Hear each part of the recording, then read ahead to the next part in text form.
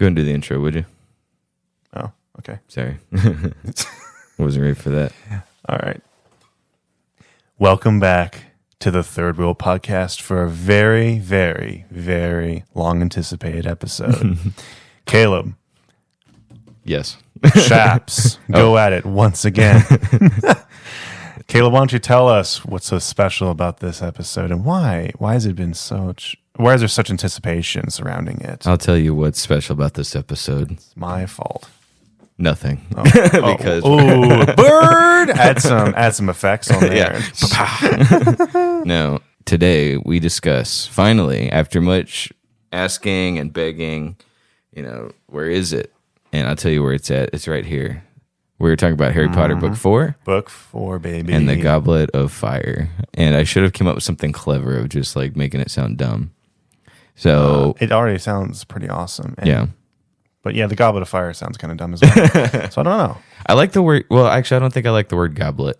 I don't know. I just picture a really disgusting looking guy. Well, I was kind of hoping that there'd be like an alternative British name because you know how the Sorcerer's Stone and Philosopher's Stone. Yeah. But like, I like the Philosopher's Stone way more than Sorcerer's Stone. Mm-hmm. But we got the Sorcerer's Stone. Just rename it. Harry still doesn't do anything.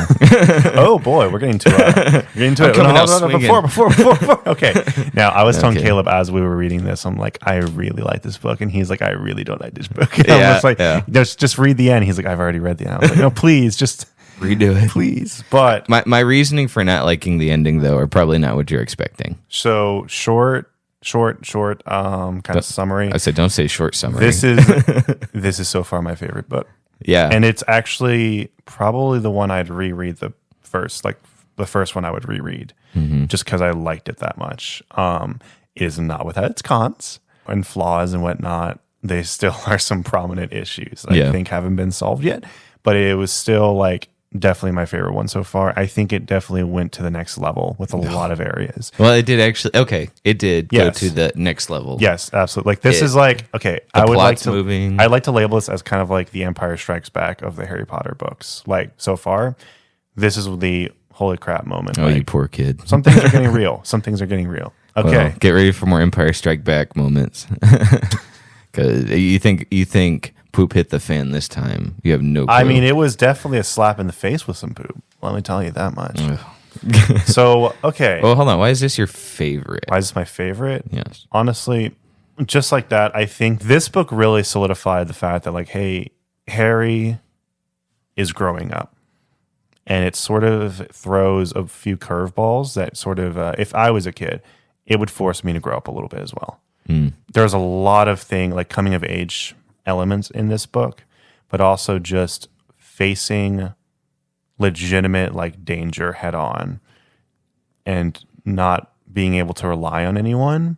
Like there's a lot of fear, there's a lot of anxiety, but there's also a lot of just determination, perseverance, and a lot, like a lot of like grown up elements and ideas that haven't really been super prominent in the rest of the books, There are a few times in this book where for the most part, Harry actually did get himself out of the issue. Mm-hmm. Definitely not the ending, but we'll get to that. Or any of the tasks. No, seriously, there's just a lot of grown up stuff. To go kind of over my notes, I mean, like, I like how this book sticks to its guns. J.K. Rowling, like, if there's a death, it felt earned and like pretty impactful. There's a death in this book where I was just literally like shocked. And this is the first time I think I've been like shocked by this book series. I've been like intrigued before. I think like the first time I was like really like invested was in book 2 when the mystery started. But this was the first time I was literally like shocked. Like, oh my gosh, I cannot just that actually happened. And then literally another twist drops later with a character reveal, and I was literally like jaw to the floor. I was like, no freaking way. Yeah. So it sticks to its guns, though. Well, let's go over my favorite chapter in this book. I was just like, wow, she actually can write almost a horror book. Yeah. Was chapter 1. Oh, yeah. Okay, so we talked about this. Yeah, definitely. My favorite chapter is chapter 1. Not because the rest of the book sucked or anything. Just like right the crap out of nowhere. Yeah. That's what I'm talking about. Just like, again, this grew up very fast because it was so like needlessly cruel, but it also showed like, okay, this is why some people are scared of Voldemort, or everyone, I guess, is scared of Voldemort, because like, just what an introduction, you know. And there was so much mystery and intrigue just with that alone, but like the build up, and like it didn't rush it at all. Right. It was a full chapter dedicated to this one character and his kind of semi-miserable life, just like, and it ended, instantly. So what did you really like about it? Yeah, I mean, it was scary. So I we all know how I feel about Voldemort.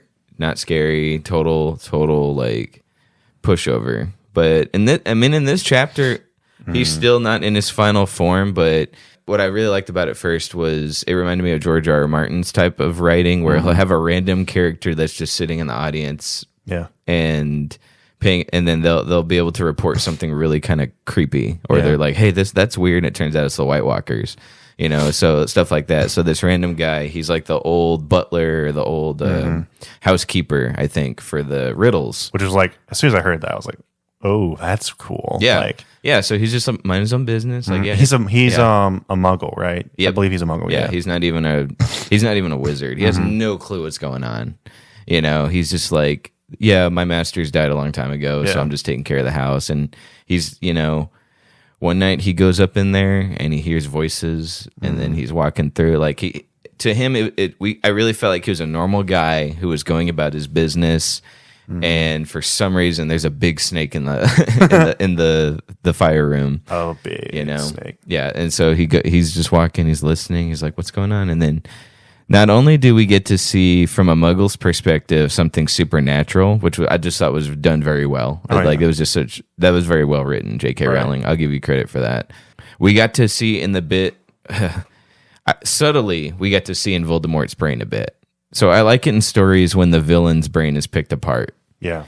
The first thing that Voldemort does is he starts complaining about how everyone abandoned him. Nobody's really loyal to him, but even Peter Pettigrew, who's like the guy taking care of him, he's like, you're here, but I don't trust you. Like, I can read it in your voice. You regret coming back to me. I can tell, like, you regret. You wish you would have gone and done something else besides come to me. Like, I don't know. It was really cool. And then Peter Pettigrew still I actually like him as a character. He's not a great character. Wormtail. Wormtail.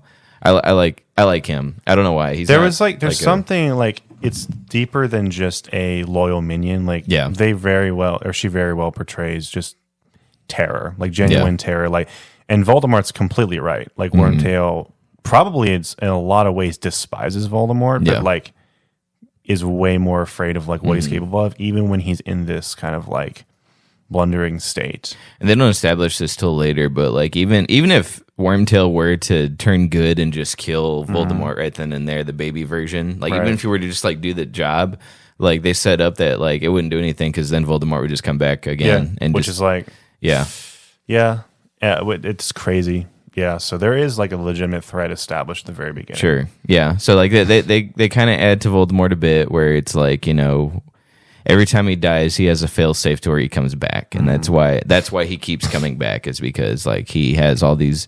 Before he died, he set up all these fail-safes where if they were somehow to take me out, they didn't actually kill me. It's like he was preparing to have his butt kicked. Yeah, he was preparing to lose. I know. So one of the big defenses for people on Voldemort is like, well, that wasn't him in his final form, and I understand that defense a bit. Where the first book, he's literally on the back of someone else's head, or the second book, I can't tell you what that was actually about, but in the second book, he's more so like a memory inside of a journal.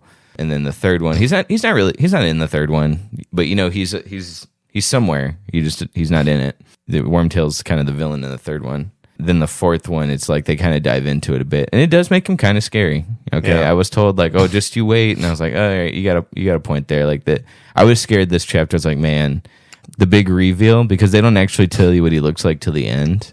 You just hear his voice behind an armchair. Yeah, and then whenever, let me see, remind me, does Voldemort say, "Turn me around, Wormtail"? So when he turns him around, Wormtail turn the chair around, instantly. Just the guy in the opening chapter does die, but.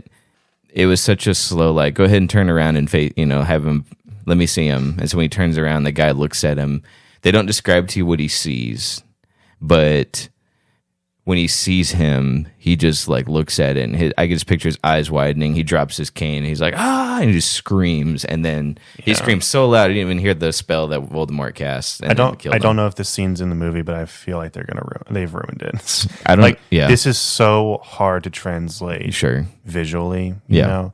Just like, again, such great description, you know, and like of what's going on. Like I felt like I was in that room. You know? Like I could see. Absolutely. Yeah, absolutely. And I'm sitting here like, so the chapter ends. We switch back to my favorite character, Harry, and I was like, oh, a bad old nightmare. Can we go back to the Riddle House? Like that was interesting. And then we're back to I'm back under the creaking floorboards, and you know they don't feed me. They give me a grapefruit. I'm like, I don't care. It does lead to some pretty. I will admit the early parts of this book are.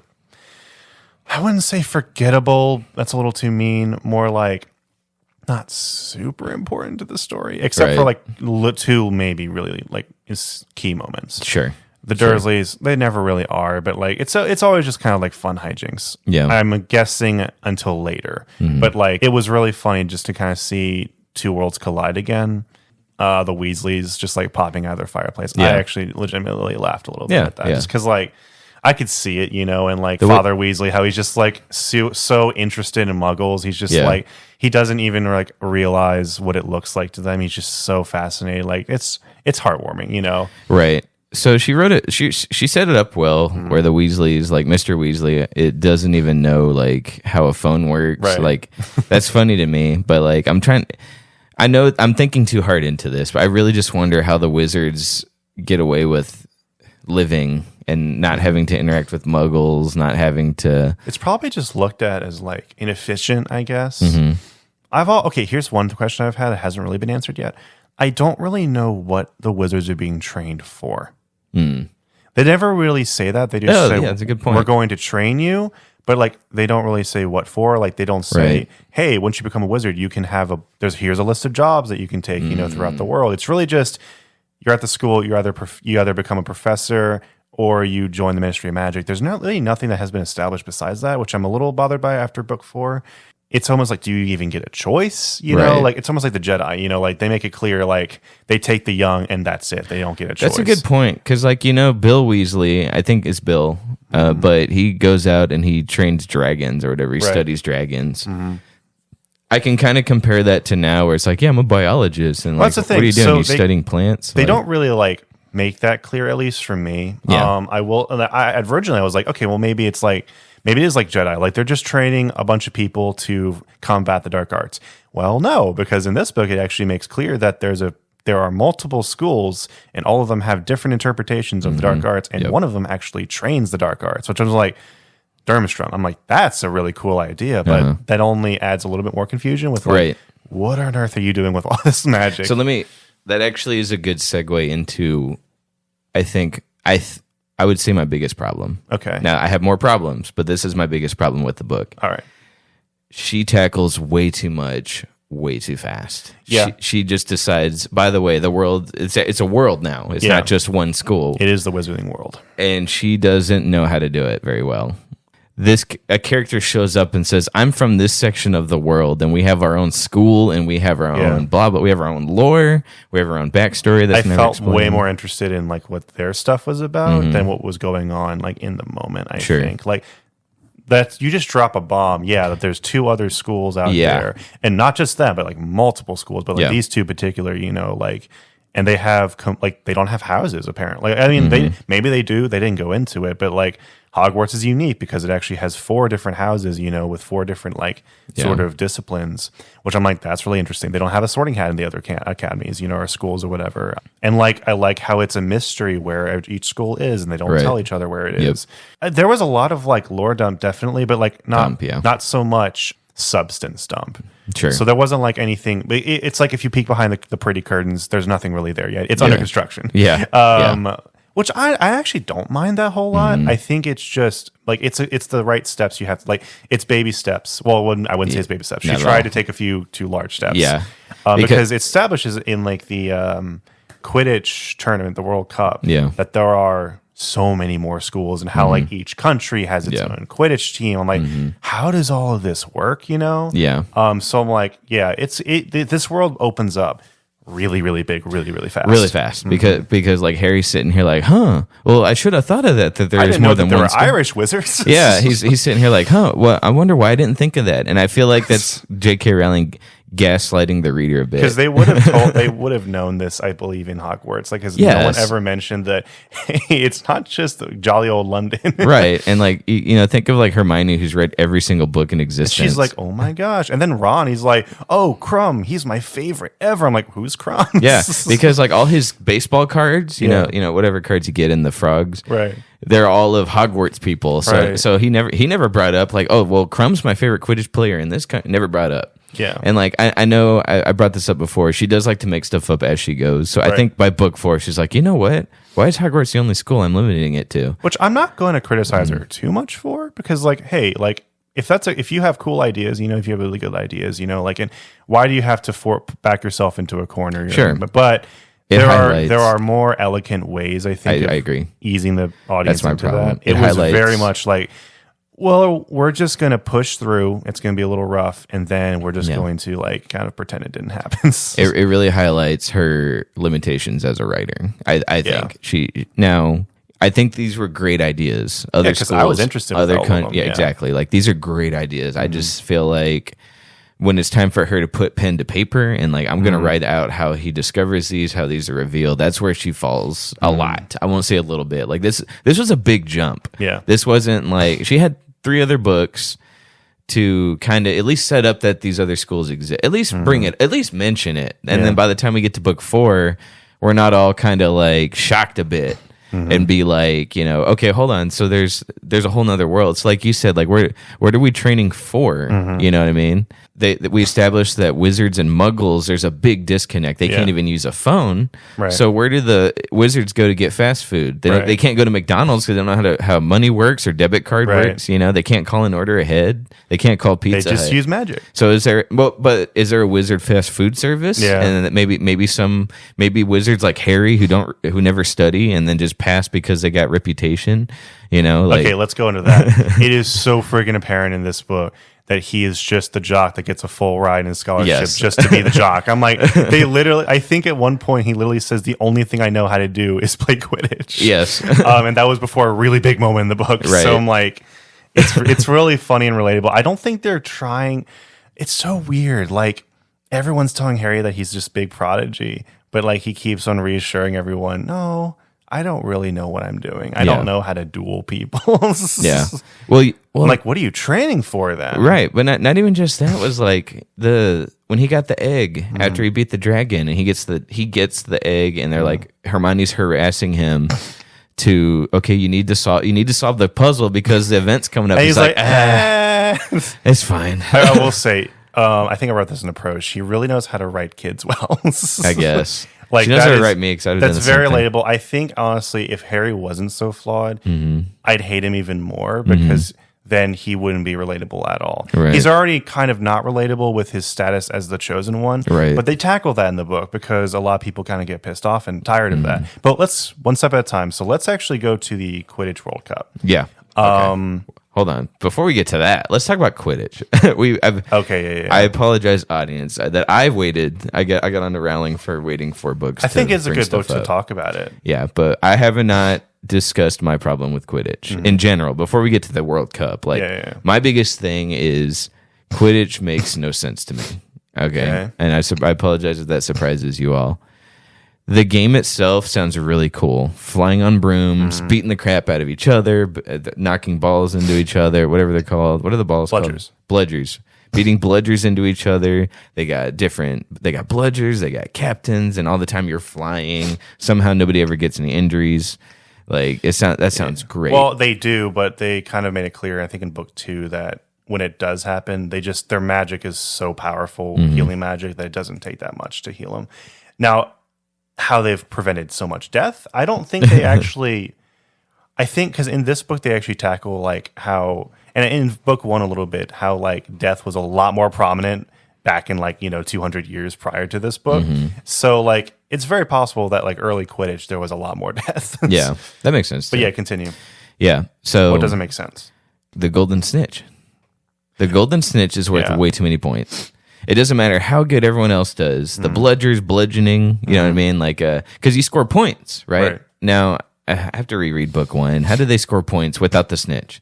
Well, they actually like have balls that they throw in the little point circles. So like they actually can score points themselves. But you don't win without the snitch. The game ends when the snitch is caught. But And you actually, yeah. No, actually, you're wrong because I think in this book, Crumb catches the snitch. It ends the game, but he doesn't win. No way. Yeah. Ireland wins, but they didn't catch the snitch. Crumb did. It ended the game. It didn't just give him an instant win. The snitch, okay, but on the high school level, the snitch is 150 points. Correct. Yeah. But like, hold on. it ends the game. Let's pause that. Pause this. All right.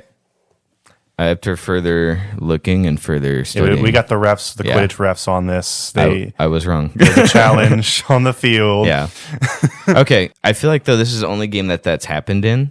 Sure. I mean, like, yeah, because it's worth so many points. But also think about this. This is the only pro game we've seen. Mm-hmm. That's true. The other games were basically high school games. High school games. Yeah. Where like one team's definitely going to dominate the other. Sure. But like think about with bludgers. Let's see. So with bludgers is what, 1 point every time you score something? I'm a little hazy on like the additional points. Yeah. I just know that I was actually really impressed. This is what the reason I know this like as a fact is because like I was impressed when I heard that the Ireland still won even though the other team caught the snitch. It told me, and I was like, oh, so the snitch isn't broken. So the very problem you had, I believe, was fixed in this book or was addressed in this book. At least addressed, but like I don't know. I still feel like imagine scoring with the bludgers 150 times, right?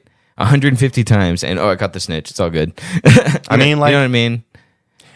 Maybe I'm just saying. Coincidentally, in this book, it wasn't an issue. But I feel like they kind of showed in this book that it can happen. Or can. Again, we haven't seen any more pro games. I know. This was the championship. This is the only pro game, though, I believe. Sorry if I got that wrong. Still, regardless, like it is the championship of the championship, like World Cup. Okay. Yeah, like I think it was like, and it was close, mind you, even with with the snitch, but still, like I think it's really cool to show. Like, I'm imagining this game goes on for hours and hours and hours. Like you're gonna get a lot of freaking points, then like I don't think it's 1 point per ball or whatever. I think it's like 5 to 10 or whatever. That does make sense. I just said the past 3 books though on a high school level. Whenever she described the point system and the snitch being 150 points, I think that was to give Harry something to do.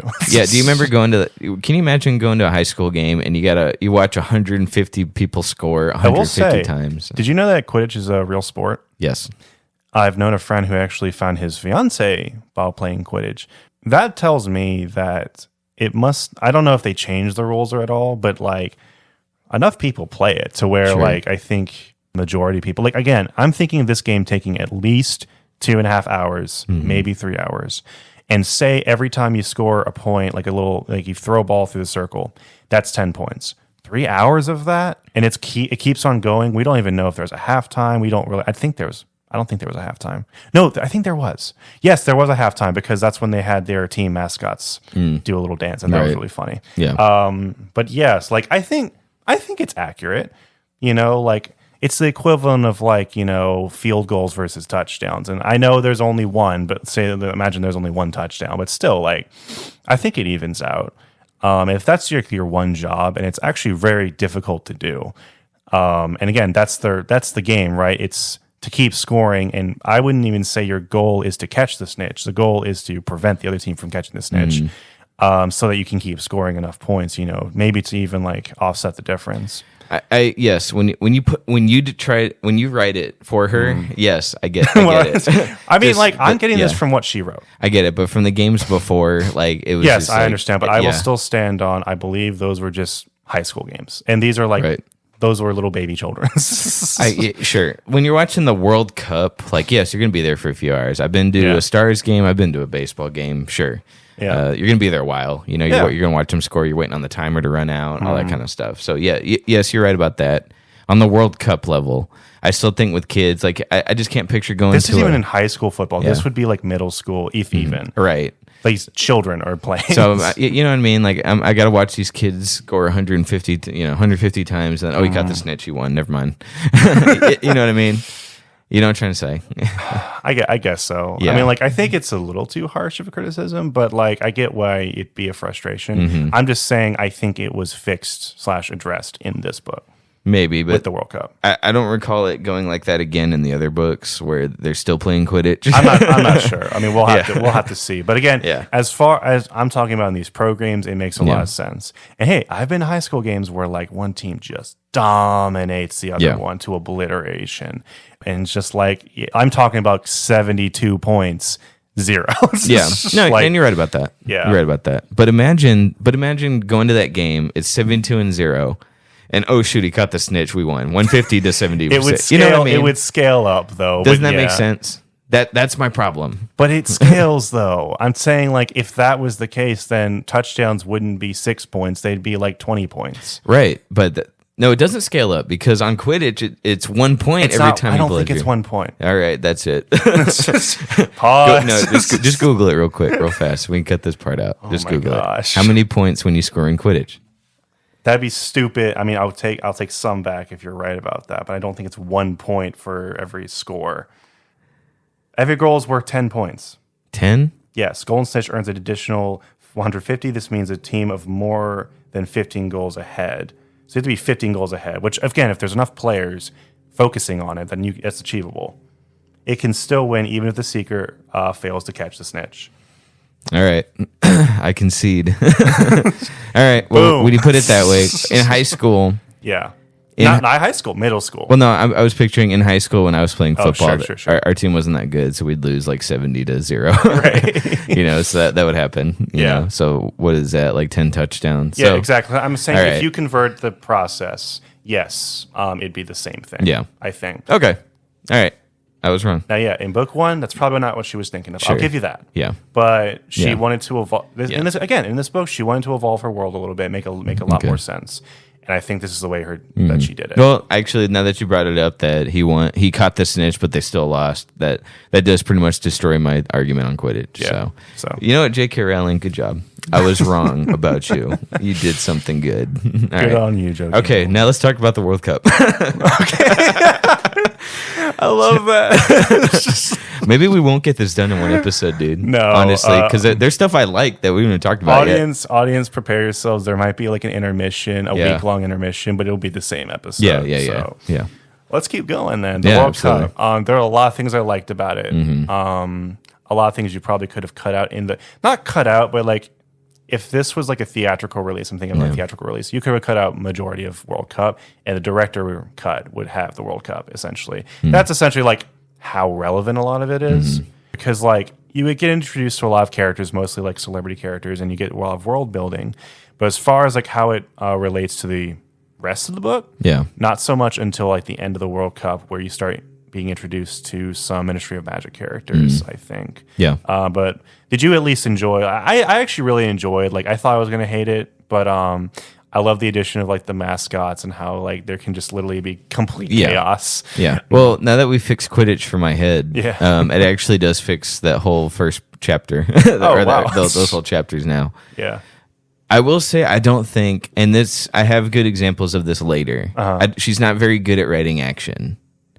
I will say. Yeah, I did see that even in this book. Yeah. Well, I kind of we'll get to the dragon. I kind of tuned out in the Quidditch chapter. Really? I read it, but like that, just the action, she never hooks me with it. Really? So she'd be like, he swooped left, and then he swooped right, and and it's just like. Ugh. I think I was more interested in like the mascot fight then. Sure. Yeah. Because like you're just waiting on someone to catch the snitch at the end of the day. Shut up! We already went through this. No, you're right. I'm just saying that like you're just waiting on them to catch the snitch so the game can end. You know what I mean? Like, I think it'd be really fun to see this in real life. For sure, really fun to see. I agree with you on that. Except the first movie, because we did see it and it looked like balloons flying around. It looked really bad. But legitimately, like there was a lot of danger because like they don't. I love how she never establishes the fact that there are just no safety precautions and like anything can freaking happen. Like I think like fire gets caught on like one of the stands at one point. Just like it actually screws up the game. Like I think that's where a foul was. Is like one of the what are those creatures called? beautiful woman-looking creatures. Yeah. The siren people. I don't know who they're called. You remember how they're called? They were mermaids, basically. Yeah, but they weren't called mermaids. Right. Because they I had don't know legs. what they're called. But anyway, yeah, they're just like seductresses or whatever. They like threw fireball and like I think it hit Crumb or hit someone and just like and then like nothing happens because I'm just like that's kind of funny. Yeah. Here's the other thing. They get ejected, but yeah. Imagine the Super Bowl, but the ball now the football. Yeah. Okay, you can still see it when someone throws a pass, even if you're up top. Oh yeah. You can still see them throw the ball and like, oh, that was a good play. That snitch is so tiny you can't see. But they play with that because I think it was Crumb who actually feigns seeing the snitch, and he actually tricks his opponent. He like acts like he sees the snitch. Oh, sure. I'm not talking about that. I'm talking like as an audience member. As an audience and member, you get the worst seats in the house, and it's just like how can you see this? Oh, he caught the snitch, did he? It's like he did. You know what I mean? Yeah, that was my only thing. Is like but they get I think they get like little. Am I crazy or I think they got little TVs? Not TVs, but they got little viewing pads or whatever. There's a lot of like practical sense into this, and I really appreciate it. Sure. Just like the little things you'd be asking. Yeah. My thing with the World Cup was like how I know she writes it to where they just cast a memory spell on him. Yes. And then like it's all good. Yeah, they forgot, but like I just don't see how they. I know I'm actually just nitpicking. I get it. I'm not saying this is a real criticism. I just have a little bit of trouble believing that like not a single Muggle has seen them and they didn't notice it and had to erase his memory. You know what I mean? And especially with Voldemort killing Muggles so much and how he just loves torturing them. And I find it just so hard to believe that cast memory charm and it's all good. Totally buy at least modern day media, which does take place in modern day. They mentioned PlayStation in this book. I'm just like, well, that's weird.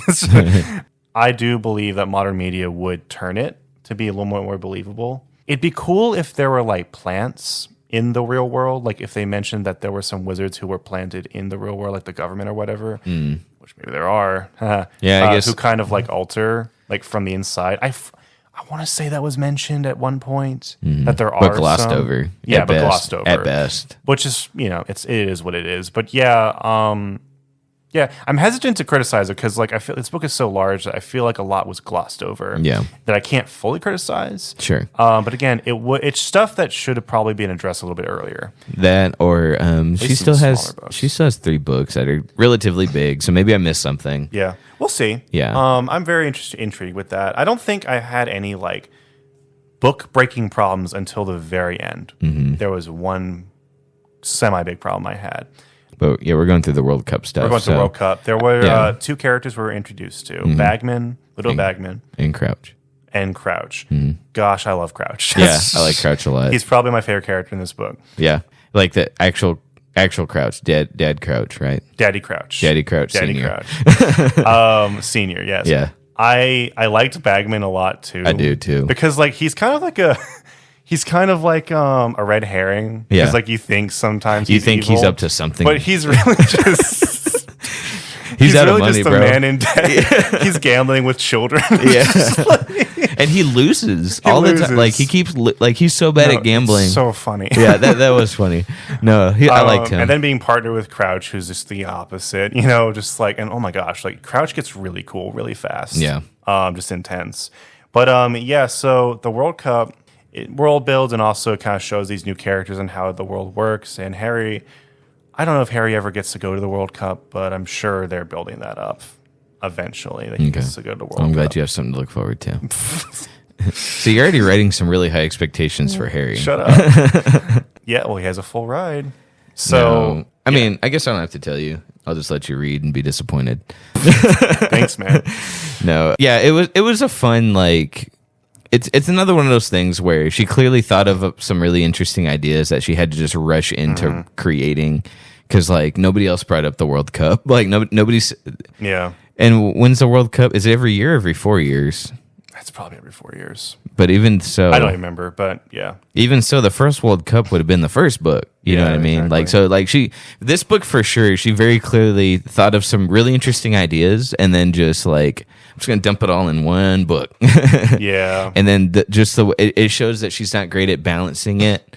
Yep, and I agree with that. And she just gives it to the reader and then she writes Harry to her. He's like, well, duh, there's other schools. Of course there is. Like, you should have known that. Well, I think it's more like Ron telling Harry, and Harry's like, oh. No. Harry, there's a part where Harry thought to himself, oh, duh, of course there's other schools. Oh. And Harry's supposed to be the reader in a sense, where he's reacting the way we're reacting.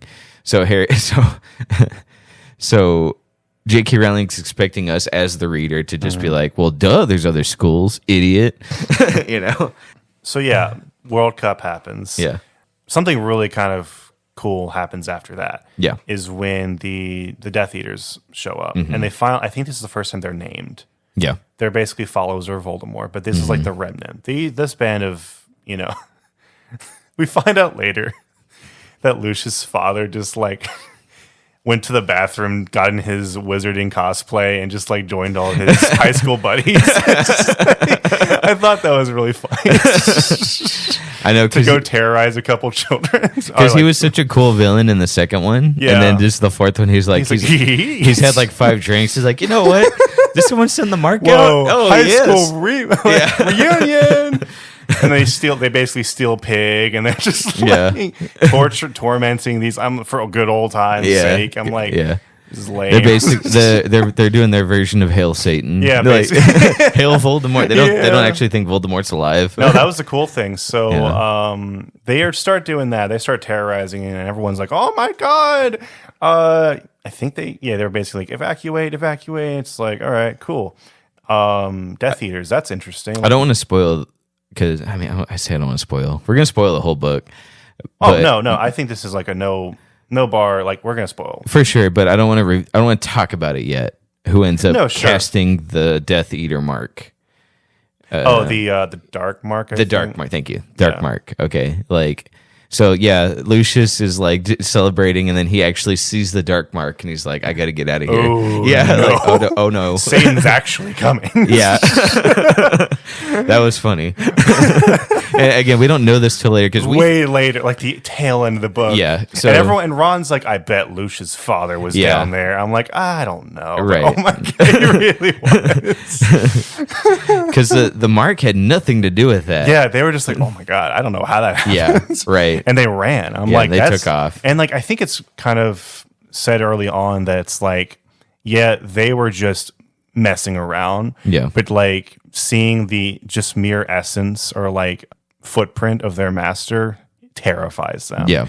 And I'm like, and the mark was either shown as a sign of Voldemort's return or as a sign just to scare off the Death Eaters. I'm like, that's cool. Yeah. We get introduced to a new Dobby, female Dobby. Did you like her? Luckily, she's a lot different than Dobby. She is very tolerable. Wendy, yeah. I still like Dobby a little bit, but like, Wendy was really, really cool. She was all right. Like, you really get to see like how an elf's mind works. Oh yeah. I don't think Dobby was the best representation of that because you see an elf who is actually not annoying, who's just trying to be a good elf. Right. Like she has they actually like kind of make clear in this book that Dobby is really weird, even amongst his kind. Even amongst his kind. So I'm like, okay, that's fine. That's like saying Jar Jar is very different from all the Gungans, which he is. So I'm like, okay. Yeah. Like he's not just annoying to the audience, he's annoying to his own people. They don't want anything to do with him. Yeah. So if you're a Dobby hater, don't worry. There's plenty of Dobby hate in this book. Yeah. I felt bad for Wendy because again, knowing at the end of the book, like what all she had to go through. Because there's a lot deeper stuff that she's dealing with, when she's confronted for casting the Dark Mark. And like, I think it was the Weasley who was confronting them. I don't know if it was Bagman basically saying like, no, there's no way she could have casted it. Like that's a top tier level spell.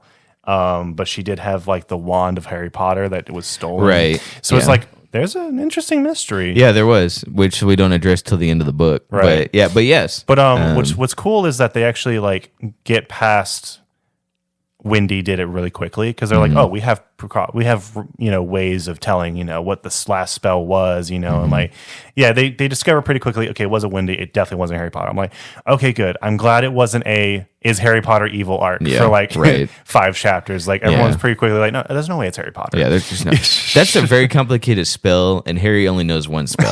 We all know what spell he was. You've read the other 3 books, right, Mr. Dumbledore? So there is like, again, I love the mysteries. There's one in every book, and this one was like a really cool just like start. Well, it also really sets up Crouch's character too, because you see he's very harsh. He's like he doesn't tolerate anything smelly, anything fishy. I knew he wasn't like evil when he didn't accuse Harry. Yeah, he was like obviously very harsh with Wendy, and that's like, oh, is he like a Death Eater? No, he's like he clearly like just wants justice to be done no matter what, and they very much make that his character arc. Yeah, I do apologize, audience, for kind of not covering that much of the book, and we're already almost at an hour, so we're probably gonna have to do 2 episodes on this one. Oh, absolutely. But by the time we get to the second episode, we will for sure have more like.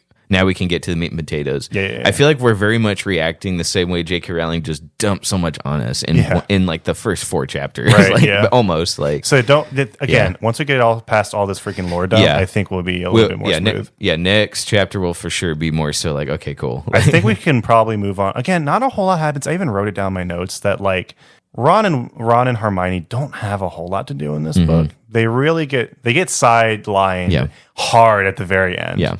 But like kind of throughout the book, okay, what's Ron's arc? He doesn't like being poor, and he's sad. No, he's not famous. He's sad. Hermione realizes she's a girl, and she's sad. You're right. Okay, how do you feel about the romance they're clearly setting up? Okay. Do you say I say clearly, but I was just confused with like the weird love octagon they were trying to form with Hermione. I'm just like, poor Hermione. It's just like, honestly, I actually wrote down there's a lot of plot threads that go nowhere that are introduced, and the love triangle. I'm so glad you're noticing this. The love triangle is one of them, bro. I could not care less. I'm so proud of you. But at the same time, they're kids. This is like high school romance in a nutshell. Yes. I guess I'm glad they addressed it because it's kind of showing that they're human. Yeah. But at the same time, I don't care. I don't care. Exactly. The prom, I couldn't care less. Okay. This is very like high school kid stuff. I'm so glad you said that because that is all book 5, bro. Okay. We'll get there. We will get to book 5, but I was like, I was worried you would like it. No. Yeah. Like, who likes that? So who's glad. like an adult? I don't know. I know. But anyway, that was a little, it was really cringy. Yeah. And then like they throw Crumb in there. Of course, and then it goes on for so long. Yeah. To be honest, and I wrote this down, Harry gets the most development in this book because the others are. I will agree with you on that. Like he did get a lot more to do. Oh yeah, he's still woefully incompetent. Like, yes, Ron. He gets in an argument with Ron about being poor. And then Harry's actually really rude to him at one point. Yeah. He like throws like something at his head, and Ron just like takes it. And he just like leaves. He's so sad. But like finally, for the 50th time, they're like, "Why does Harry Potter get to do everything?" I'm like, "This has never been a problem before." Like I get Ron would have a problem with this after like book 3, sure, but this is book 4. Yeah, why are you having a problem with it right now? Yeah, and then everyone in the school. Okay, I get why the rest of the kids would have this problem because so let's get before we get to that. Why are they upset with Harry? Well, there's this magical tournament called the Triwizard Tournament that's like happens only once in 100 years or whatever, or that hasn't happened in like 100 years or something. Because they're like, oh, this caused way too many deaths, but we're really happy to announce the new one improved. I'm like, okay, this is cool. This is what I've been waiting for. Like, I was really interested in what this was about. And they invite 2 other schools. And essentially, I don't really know if it has to be those 2 other schools, but essentially this is like the Triwizard Tournament, 3 champions are chosen from each school. And I'm like, okay, interesting. Well, we all know Harry Potter's gonna be one of them. Like it's even advertised in the freaking book, I think. Yeah. And then like the 2 others are introduced really quickly. But Harry Potter isn't chosen first. Well, you're skipping straight to the Goblet part, aren't you? Yeah. I don't think a whole lot happened before then besides little high school hijinks. Yeah, so I was just thinking, like, I very much enjoyed, they set up Crouch very well, Bagman. Yeah, the red herring part was pretty cool. Like, because I forgot. I was like, what is Bagman up to? I don't remember. It's like, he was scammed. Yeah, but he tried to scam and he got scammed. They introduced Mad-Eye Moody, though, before they even started doing the Goblet part. So now... Gotcha. Yeah, because they were a few classes before then. Ignore where they take Mad-Eye Moody later. Yeah. Let's talk about him now when he's first introduced. What did you think? Really cool. I liked him a lot. I don't like him more than Lupin, but like Moody definitely like. He was like a different kind of like very much like the fact that he's like, no, you're gonna learn what it feels like to cast this magic. Yes. Like, things getting real. You know, Yes. like he's So, definitely here This is a very dark book because there is a need, like you need to prepare for this stuff. He's breaking down like the three. Now again, she made this up, but she's like, okay, all right, guys. No one ever touched this before, but there are actually 3 very deadly curses. Yeah, I will say I've heard these 3 deadly curses before, Yeah. so I'm glad they're like prominent in the book after this. Yeah. But like, Imperiatus, I think. Imperiatus. That's the one where you can control people. I thought about the Crustaceous curse. Yeah. That was cool. And then but they're like, oh wow, it's glad we never had to use that. No, you're going to use it right now. The Forbidden Art that we just told you, Dumbledore signed onto it. Yes. And you're going to do it on this rat. And also he just freaking kills a rat. It's just like, whoa, that could have been Wormtail. Well, here's the thing. I read this in my notes. So before he kills a rat, he pulls out a spider. And what this is something she did well because I would say most of the time she's not very subtle. Yeah. Because I want to bring this up. She's in this instance, so he brings out a spider to practice the curse on, and when he brings out the spider, Ron scoots back in his chair a bit, and that's like a brief callback to like the other books where and also book 3 where Yeah. he had to deal with the spider creature, or the nightmare creature that turned into a spider. Yes. So I'm glad. Yeah, you're In the right. first book, after whenever- book 1, like that's still a fear of his. Yeah, which is really cool. And that was a subtle, like he just got uneasy, and as the reader, I was like, oh, I remember now. That was cool. yeah. That was subtle. Let's talk about something that's not so subtle. I wanted to bring this up. I'm sorry. Yeah. Did you notice how many times she had to summarize what happened in the previous books? Like she saw Hagrid and it's like, oh, it was only yesterday that Hagrid did that, and then she summarized the first 3 books in like one paragraph. Did you notice that? Let me really. I took notes on this. I just put tabs on it, and I'll read this part to you. Cool. She doesn't do this in all the books after, but the first 4 books. It was a tense moment. Mr. Weasley and Mr. Malfoy looked at each other, and Harry vividly recalled the last time they had come face to face. It had been in Fleurit's and Blot's shop, and they had a fight. Mr. Malfoy, cold gray eyes swept over Mr. Anyway, she just like I think that's a way of just reminding the audience of things. she keeps doing it though, and it was so annoying because like I don't remember. I mean, like When maybe I think I believe you. You know, when you're marathoning the books, you just read it, and she's like, she thinks you're dumb, and she wants to keep doing it. So let's see. 4 summers ago, this is when Mr. Ollivander is checking out his wand, and he's like, and they're giving us more lore dump on wands. Yeah. He says, 4 summers ago on his 11th birthday, he had entered Mr. Ollivander's shop with Hagrid to buy a wand. Mr. Ollivander had taken his measurements and then started handing him wands to try. Harry waved what felt like, and just like that's a big paragraph. I don't think you caught that, but I like, guess I didn't catch that. but it was anytime a character showed up. So Ron would show up. It seemed like only yesterday that that him not- and Ron. I know I don't read books a whole lot, especially not books that have like franchise. Is it not normal though for the author to sort of say a year has passed or 2 years have passed since the last book for them to sort of do little recaps like that? For writers, because I know for TV shows, movies, they do it, but Right.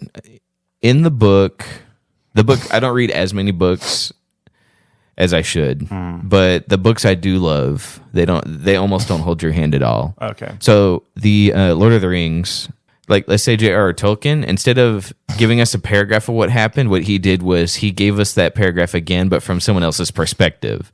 So it wasn't just like,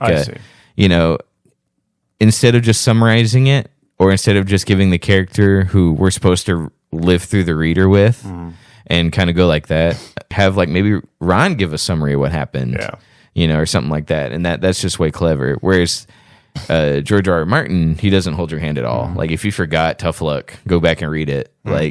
So I think this is a little bit more so like she's treating us like we're stupid, because in the books after this, she doesn't do that anymore. And if you paid attention in the last books, because the audience grew up, right, and they're no longer baby children. I guess, but no, I don't think so. That's putting a lot of thought into it. I just think she got tired of writing it. Okay.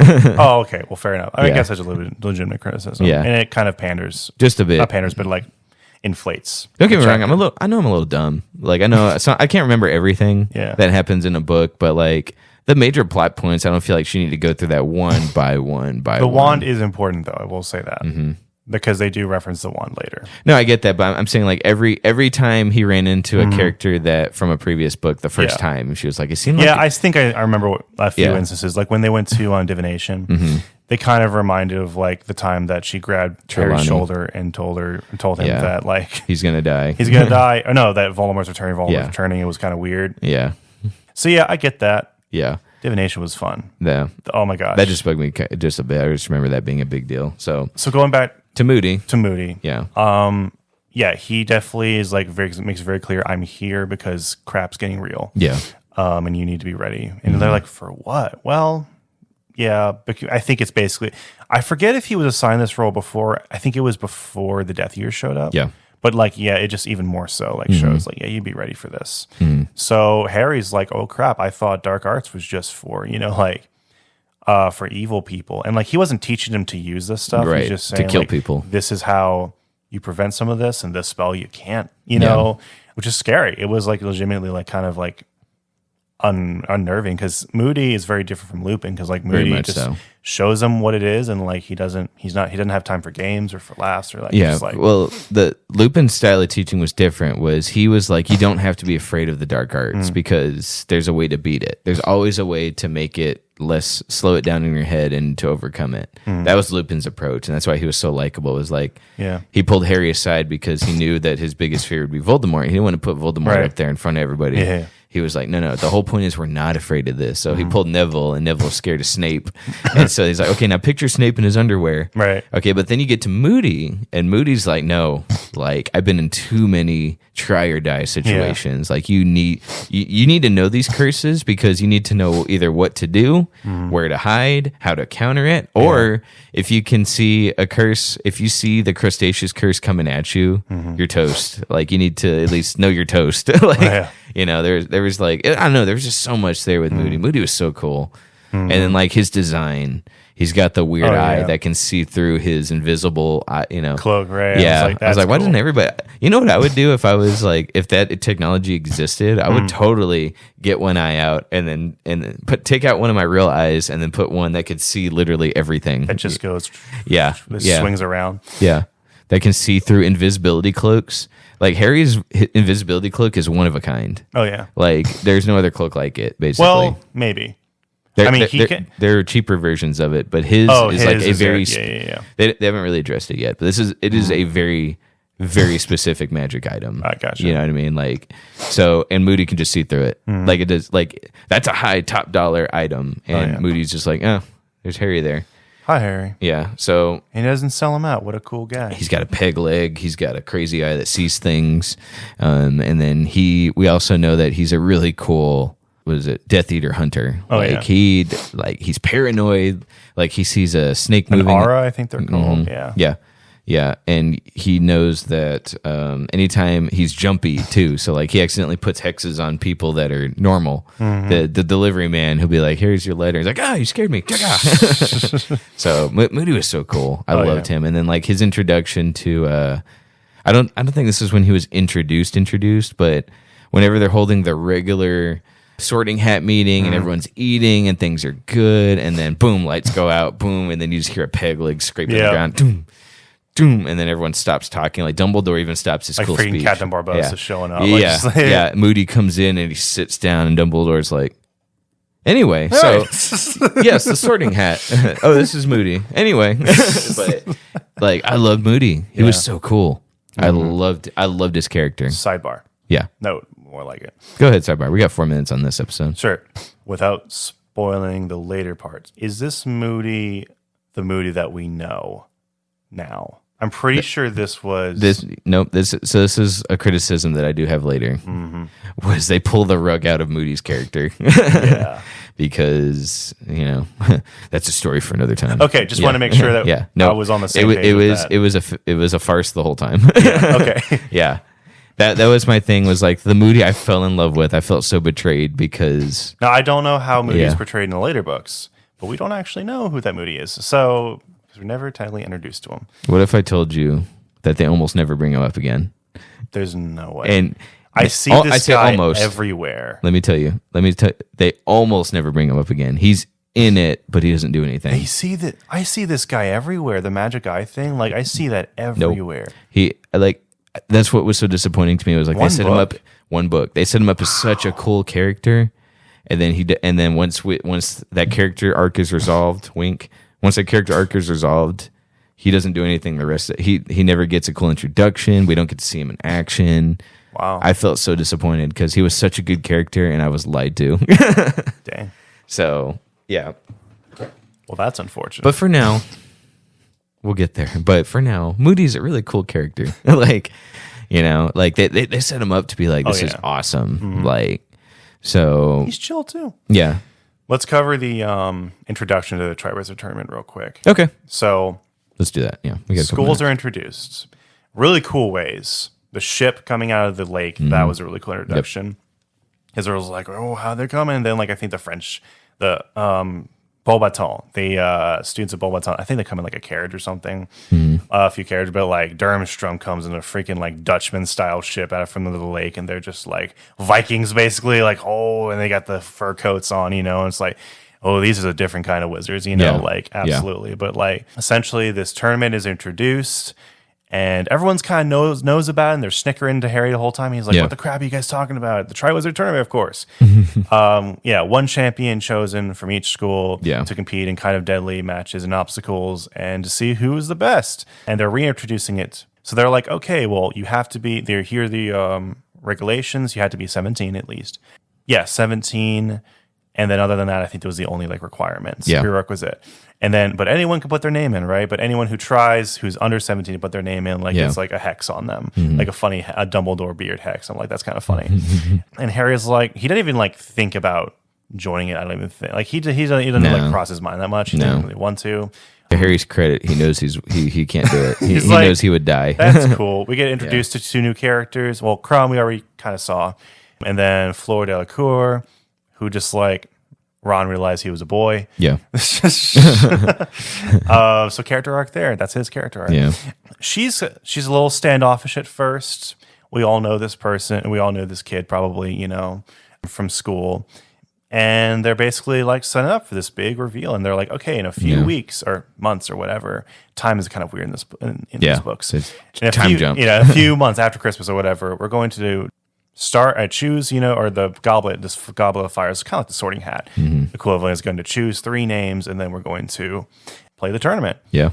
Well, like how convenient that like the prodigy students of all 3 schools. Yeah. It took us an hour to finally get to the goblet of fire. Yeah, honestly. That's funny. But hey, it took me even longer to get there in the book. Yeah, so. that is fair. It took many hours to get there. So with that, let's conclude this as part 1. Let's take a break.